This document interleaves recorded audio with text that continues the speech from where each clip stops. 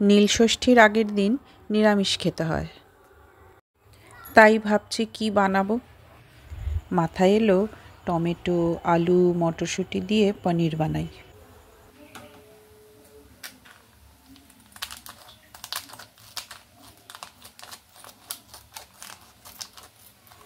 আমি এখানে আমুলের মালাই পনির ব্যবহার করেছি।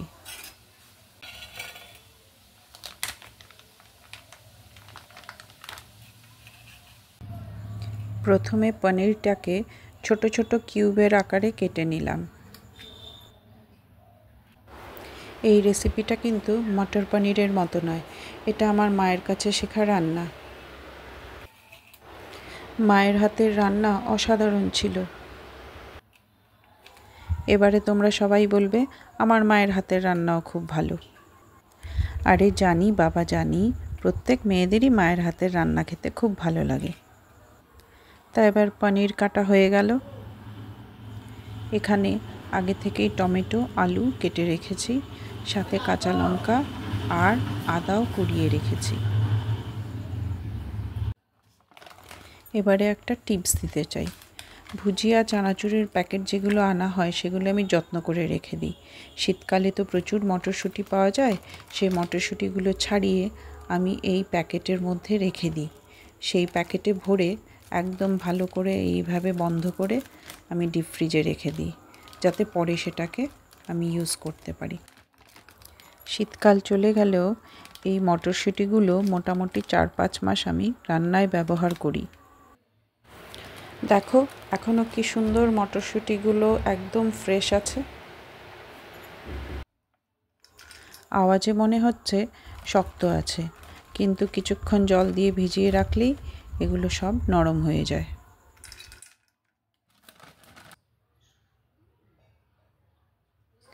কড়াতে তেল গরম হলে তাতে আস্তে আস্তে পনিরগুলো ছেড়ে দিতে হবে।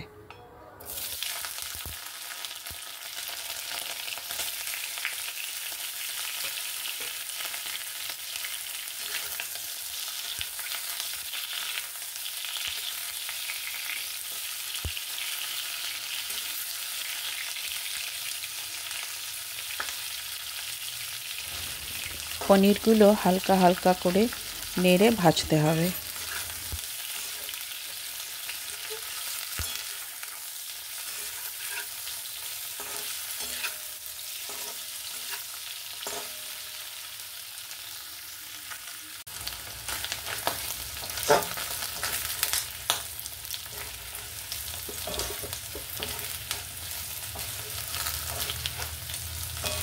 পনিরগুলো এবারে হালকা ভাজা হয়ে গেছে, আমি এগুলো তুলে নিচ্ছি।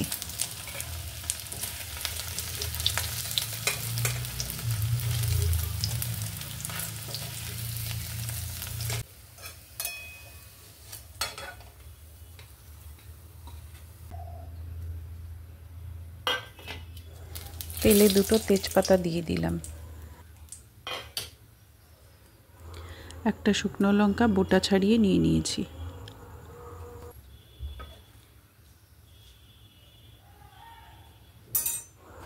শুকনো লঙ্কাটাকে 2 ভাগ করে তেলে দিয়ে দিলাম।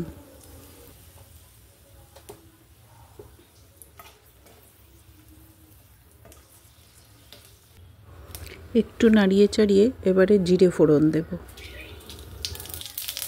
দেখো জিরেগুলো কি সুন্দর পটপট করে ফুটছে।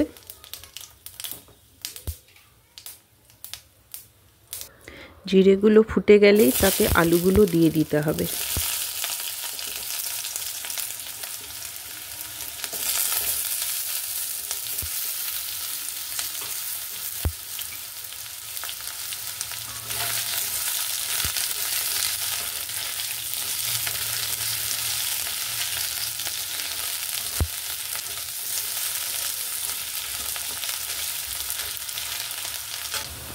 কিছুক্ষণ নাড়িয়ে চাড়িয়ে কাঁচা লঙ্কাগুলো দিয়ে দিলাম, তার সাথে টমেটো কুচিগুলোও দিয়ে দিলাম।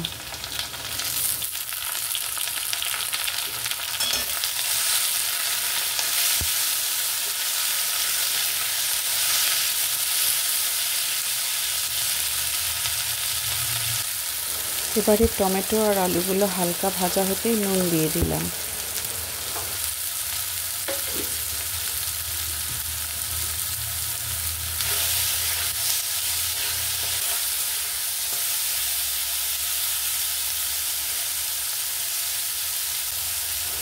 কিছুক্ষণ নাড়িয়ে চাড়িয়ে পরিমাণ মতো হলুদও দিয়ে দিলাম।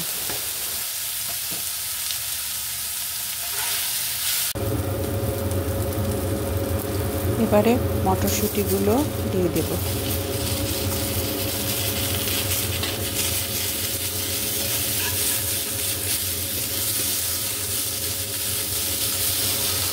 কুড়িয়ে রাখা আদাটা দিয়ে দিলাম।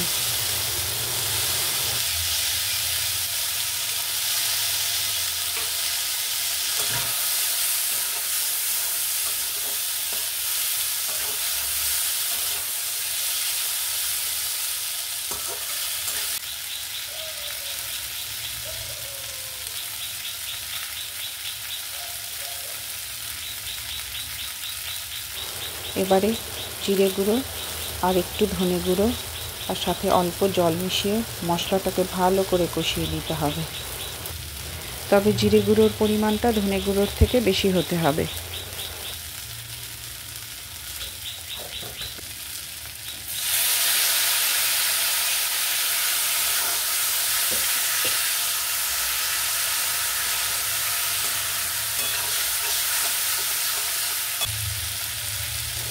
একটু কাশ্মীরি লাল লঙ্কার গুঁড়ো দিয়ে দিলাম যাতে রঙটা দেখতে ভালো হয়।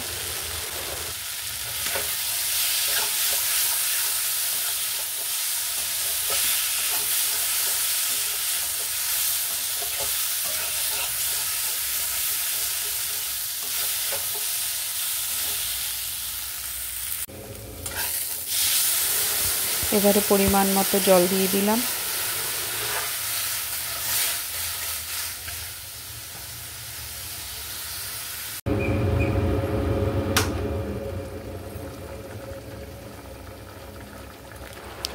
এবারে তরকারিটা একটু ফুটে আসতেই চিনি দিয়ে দিলাম।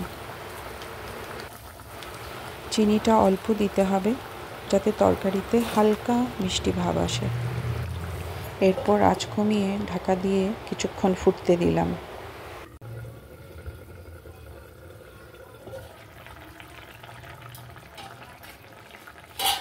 কিছুক্ষণ পর ঢাকা সরিয়ে পনিরটা দিয়ে দিলাম।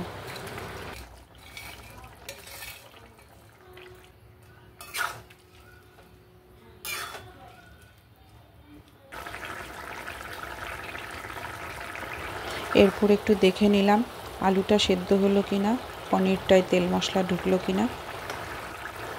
বুঝলাম যে আলুটা আর একটু সেদ্ধ হবে, তবে পনিরটা অনেকটা সফট হয়ে গেছে, তাই আবার চাপা দিয়ে দিলাম আলুটা আর একটু সেদ্ধ হওয়ার জন্য। দেখছো তো কি সুন্দর একটা রং হয়েছে, আর বেশ একটু মাখো মাখো ভাব হয়ে গেছে। এবারে একটু ঘি দেব। আমি অল্পই ঘি দিচ্ছি, তোমরা যদি একটু বেশি ঘি খেতে ভালোবাসো তাহলে পরিমাণটা একটু বেশিই দিতে পারো।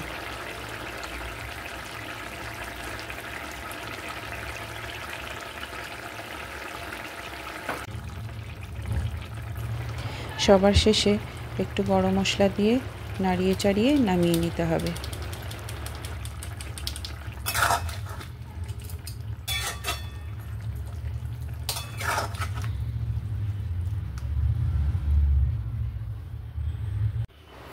এটা রুটি, পরোটা, লুচি বা ভাত যে কোনো কিছুর সাথেই ভালো লাগবে।